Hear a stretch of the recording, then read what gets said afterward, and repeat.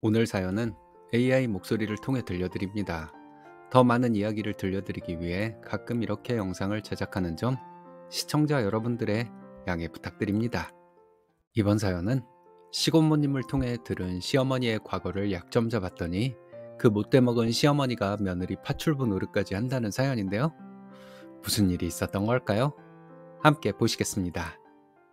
안녕하세요. 결혼 10년 차인 40대 초반 주부입니다. 저는 현재 초등아이 둘을 키우고 있어요. 결혼하고 내내 끔찍한 시월드에 시달리다가 요즘 통쾌한 사이다 같은 일이 저에게 일어났습니다. 결혼하고 지금까지 시어머니 때문에 짜증나는 일들이 한두 가지가 아니었는데요. 그 사건 덕에 시어머니의 잔소리가 해결되어 너무 기분이 좋습니다. 저는 일찍이 아버지가 돌아가시고 홀어머니 밑에서 자랐어요. 그래도 어머니의 정성 덕에 부족함을 못 느끼면서 컸죠. 엄마께서는 제가 아빠 없이 자랐다는 이야기를 안 듣도록 저 가르칠 때 예의를 굉장히 중시하셨고, 또 아버지, 몫을 뛰어넘은 넘치는 사랑을 주셨어요. 그래서 저는 어디 가서 예의가 정말 바르다고 칭찬을 자주 받았고, 친구들에게도 사랑 많이 받은 티가 난다는 소리를 많이 들었습니다. 남편 역시 제가 말하기 전에는 그런 아픔이 있는 줄 몰랐었죠. 그런데 결혼하고 나서 평생 들어본 적 없는 아픈 말을 시어머니께 계속 듣게 됐습니다. 저희 시어머니는 어떻게 해서든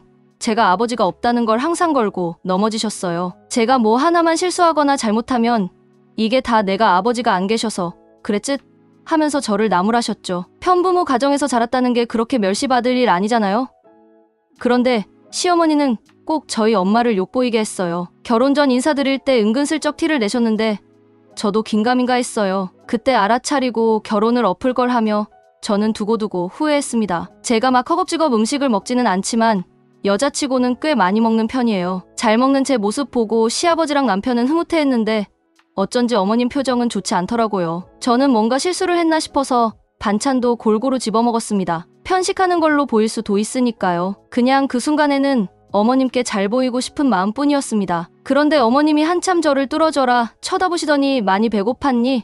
결핍이 이래서 무서워. 저렇게 먹어도 허기진단 말이야. 하고 아무렇지 않은 척 웃으셨어요. 저는 뭐라고 물어볼 새도 없이 시어머니가 말을 돌려서 묘하게 찝찝하기만 했죠. 그런데 결혼하고 나서야 그 결핍이라는 게 아버지의 부재를 말하는 것인지 눈치챌 수 있었습니다. 지금 생각해보니 시어머니는 만약 제가 내숭 떨고 제가 음식을 제대로 안 먹었으면 그거대로 또 욕했을 것 같아요. 이러나 저러나 시어머니한테는 제가 안 예쁜 며느리이니까요. 처음에는 제가 부족해서 그런 말을 듣는 줄 알고 엄청 잘 보이려고 애쓰고 노력했어요. 하지만 생각해보면 다 별거 아닌 걸로 제게 쓴소리를 하는 시어머님이었죠. 그냥 내가 싫구나 생각하고 무시하려고 해도 그게 잘 안 되더라고요. 저 사과 하나 제대로 못 깎았다고 시어머니가 세상 무섭게 혼을 낸 적도 있습니다. 그래서 저는 눈물을 머금고 밤낮으로 일주일 동안 과일만 깎았어요. 너무 억울하고 서러워서요. 그까짓 과일 깎는 게 뭐라고, 이래서 넌 안 돼 하며 한숨을 크게 쉬던 어머님 모습이 꽤 상처로 다가왔죠. 그리고 엄마가 귀하게 키워주셨는데 시댁에서는 예쁨 받지 못하니까 엄마에게 괜히 미안했습니다. 그런데 어머님은 제가 노력해서 과일을 잘 깎아도 겨우 이거 하나 잘해서 뭐 하려고? 살림은 하는 잔소리뿐이었죠. 시어머니는 그렇게 결혼 생활 내내 별것 아닌 것들로 트집 잡으며 저를 옥죄었습니다. 나중에는 제가 끝까지 말 안 해도 잘 알아듣는 거 알고는 시어머니는 끝까지 말하지 않았어요. 이게 다 내가 에휴 말해 뭐해 하고 뒷말을 흐리셨죠. 예전에는 이게 다 내가 아버지가 안 계셔서 그렇다고 하더니 이젠 그런 식으로 말장난을 하셨습니다. 저는 그게 더 기분 나빴어요. 전자는 다른 사람이 들으면 제 편이라도 들어주고 시어머니 욕할 텐데 후자는 저 아니면 의미를 알 수 없으니 저만 속상하잖아요. 남편에게 어머님이 또 내게 그랬다고 해봤자 저만 더 속 터졌어요. 그런 뜻이 아닐 거라고 제 편 안 들고 남편은 어머님 편 들기도 했거든요. 그 모든 상황이 치사스러워 죽는 줄 알았습니다. 그러다 어머님이 제가 아닌 친정엄마를 직접적으로 언급했을 때 저는 들고 일어났어요. 우선 제 어릴 적 이야기를 먼저 드리자면요. 어릴 때 아버지가 안 계심에도 내내 가게가 넉넉했습니다. 저는 또래 친구들보다 좋은 거 많이 먹고 좋은 것만 입고 쓰면서 자랐죠. 그건 다 친정어머니의 희생 덕분이었습니다. 그 시대에 남편 없이 혼자 애를 키우는 여자가 투잡까지 뛰는 건 결코 쉬운 일이 아니었어요. 하지만 그걸 저희 어머니는 해내셨죠. 저희 엄마는 영어를 좀 잘하셨는데요. 그것 하나로 통역도 하시고 책 번역도 많이 하셨어요. 통역사이자 번역가이셨죠. 그래서 저는 해외여행도 자주 가고 엄마 덕분에 세상 구경을 많이 했습니다. 친정어머니가 존경스럽고 항상 뿌듯했지만 제 업적이 아니라 엄마의 자랑이니까 제가 어디 가서 막 자랑하지는 않았어요. 엄마는 저를 시집 보내고 예전처럼은 아니지만 여전히 프리랜서로 쉬엄쉬엄 일하시고 있습니다. 시댁에서도 분명 프리랜서로 일하는 걸 남편이 말해서 알고 있었죠. 그런데 모든 걸 뻔히 알면서도 시어머니가 선을 넘는 발언을 하더군요. 처음에는 명절에 여행을 가니 많이 하다가 시작된 언쟁이었어요. 저는 엄마가 해외여행을 자주 시켜주셔서 저희 애들한테도 더 넓은 세상을 보여주고 싶었습니다. 애들이 이제 유치원생도 아니고 초등학생이니 연휴에 해외 한 번 다녀오면 어떻겠냐고 남편이랑 이야기한 적이 있어요. 그런데 그걸 안 시어머니가 노발대발하며 돈 아까운 줄 모른다고 화를 내셨죠. 저는 자랑하려고 한 게 아니라 자연스레 제 어릴 적 이야기를 하며 애들 교육에도 좋을 것 같다고 말했지만 어머님은 내가 해외여행을 자주 다녔다고 하고 비웃으시더라고요.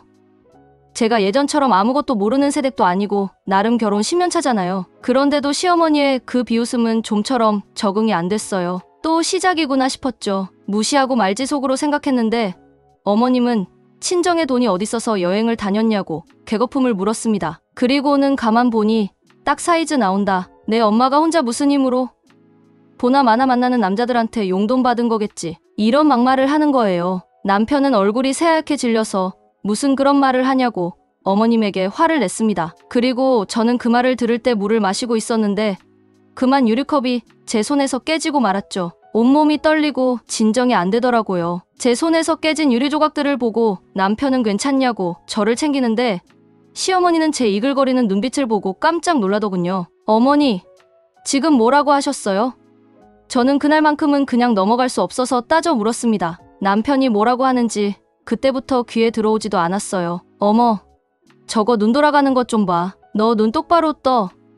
시어머니가 제 눈치를 보더니 남편 뒤에 숨었고 저는 참지 않았어요. 어머님이나 비뚤어진 입이라도 똑바로 말하세요. 저희 엄마가 무슨 남자한테 용돈을 받아요?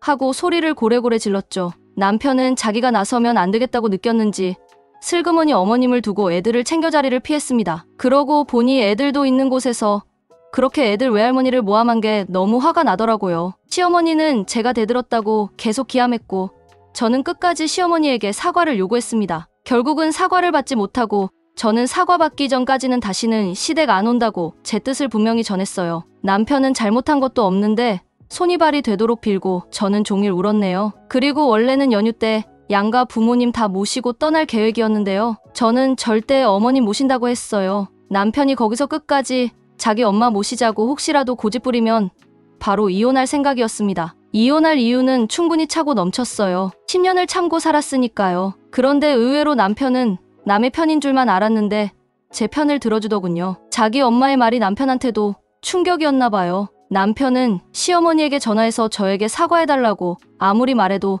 전혀 말이 안 통한다고 하더라고요. 그래서 이번에는 장모님만 모시자고 남편이 먼저 말해줬어요. 사실은 시부모님 못 모시면 친정어머니도 못 가는 건가 아쉬웠는데 내심 다행이라 생각했지요. 기왕이면 남편이랑 저랑 둘 다 효도하면 좋지만 초를 친 건 애초에 어머님 쪽이었으니 저는 전혀 미안하지 않았습니다. 아무것도 모르시는 아버님은 오히려 화도 안 내시고 친정엄마랑 좋은 시간 보내고와 하면서 저 용돈도 주셨지요. 어머님이 상처를 주면 언제나 꿰매주는 건 아버님의 사랑이었네요. 그렇게 저는 모든 걸 잊고 재밌게 연휴를 보냈습니다. 시어머니에게서 연락이 계속 왔지만 저는 받지 않았어요. 시어머니는 이미 문자로 엄청 퍼부었더라고요. 그걸 보면 전화로는 무슨 말을 할지 다 예상이 되었습니다. 굳이 전화 받아서 시간 낭비, 감정 소모 같은 것은 하고 싶지 않았죠. 시어머니의 문자 내용은 대충 이랬어요. 감히 아들이랑 자기 사이를 이렇게 이간질하냐? 내가 뭔데 내 아들 돈으로 내 엄마만 해외여행 시켜주냐? 그런 것들이었죠. 저는 일부러 답하지 않으면 어머님이 더 열받을 것 같아서 쭉 묵묵부답으로 지냈습니다. 그러다가 시댁 쪽 친척분이 상을 당하셔서 어쩔 수 없이 장례식장에서 어머님을 뵙게 됐죠. 시어머니는 그 엄숙한 자리에서 난데없이 제 뺨을 날리셨어요. 누가 보면 제가 죽을 죄를 지은 줄 알겠더라고요. 어머님보다 더 어른인 친척분들이 계시는데도 아랑곳하지 않고 제 머리채를 잡는 시어머니였습니다. 원래 시아버지 앞에서는 저를 괴롭혀도 조금만 괴롭히는 어머님이었는데 그때는 감정 주체가 안 됐나 봐요. 이년아, 내가 뭔데 나를 쏙 빼고 해외여행을 가. 호래미인 내 엄마가 그렇게 가르치던? 어디 근본 없이. 그 말들은 제가 들어도 충격이었는데 그 자리에 온 친척 어른들에게도 꽤나 충격이었나? 봐요. 앞뒤 사정 굳이 묻지 않고 어르신들은 어머님을 제지했습니다. 그 며느리를 평소에도 그렇게 잡아? 너 내 아들 이혼시키려고 작정했지? 아무도 못 말리는 줄 알았는데 몇몇 어르신들 보고 어머님은 찍소리도 못하더군요. 시아버님은 어머님에게 노망난 건지 미친 건지 왜 그러냐고 엄청 화를 내시며 제가 괜찮은지 살피셨죠. 장례식이 어수선해지자 시어머니는 소란 피워서 정말 죄송합니다 하고 사과까지 하는데 저는 그 모습에 깜짝 놀랐습니다. 사과라곤 할 줄 모르는 사람인 줄 알았는데 사과를 하실 줄 아는 분이더라고요. 남편은 정말 저랑 이혼할까 봐 걱정하며 저를 챙겼고 저는 남편의 팔을 뿌리치고 이혼하자고 했습니다. 남편은 충격에 빠졌고 혼자 떠나려고 했는데 장례식장에서 오랜만에 만난 고모님은 커피나 한잔 하자며 저를 붙잡았어요. 큰 고모님은 남편의 등짝을 때리며 중간에서 역할을 어떻게 했기에 시어머니가 며느리를 저렇게 잡냐고 다 남자 탓이라고 했죠. 그 말이 어찌나 속 시원하던지 큰 고모님께 감사의 인사를 했어요. 그러자 큰 고모님은 아직 뭘 주지도 않았는데 감사 인사는 왜 하냐고 알 수 없는 말을 하셨습니다. 나중에야 그 의미를 알고 크게 감사했죠. 큰 고모님은 남편을 보내고 나서야 저랑 단둘이 이야기를 시작했습니다. 시어머니가 왜 저러냐고 자초지종을 물으시더군요. 저는 어머님께서 저를 너무 싫어하셔서 친정엄마에 대해서 안 좋게 얘기했다고 거짓없이 이야기했습니다. 멀리 살아서 자주는 못 보는 고모님이지만 그동안 제가 구박받는 모습을 안타깝게 보시긴 했었나 봐요. 고모님 잘못도 아닌데 제가 지금까지 시집살이 당할 줄은 몰랐다고 미안해 하시더라고요. 그러고는 제게 귓속말을 했습니다. 너 올케가 과거에 무슨 일 했는지 아니? 뭐 눈에는 뭐만 보인다고 아휴하며 이야기를 꺼내시는데 솔직히 깜짝 놀랬죠. 큰 고모님이 말씀하시길 저희 시어머님은 젊을 적 술집에서 일하셨다고 해요. 집안 망신이라서 평생 비밀로 하려고 했는데 이렇게 제가 힘든 걸 보니 어쩔 수 없이 비밀을 말한다고 하시더군요. 저희 시아버지는 집안에서 셋째이셨는데요. 위로 누나 둘 밑으로 남동생이 있으십니다. 그런데 어느 날 시아버지가 시어머님을 결혼할 여자라고 소개했는데 막내 동생이 큰 누나에게 술집에서 봤던 여자라고 털어놓은 거예요. 그래서 감히 술집에서 일하던 게 어디 내 동생을 탐내냐고 큰 고모님이 엄청 반대했대요. 뱃속에 저희 남편만 아니었으면 결혼을 끝까지 말렸을 거라고 하시더군요. 그래서 그 이후로 진실을 아는 사람은 큰 고모님과 작은 아버님뿐이라 비밀을 묻고 사셨대요. 저희 시아버지조차도 모르는 사실이었죠. 고모님은 그걸 나중에 크게 후회하셨다고 합니다. 술집에서 안주, 과일 준비하느라 과일만 잘 깎지 현모양처는 아니라고 싫으셨대요. 저는 그래서 제가 과일 깎는 걸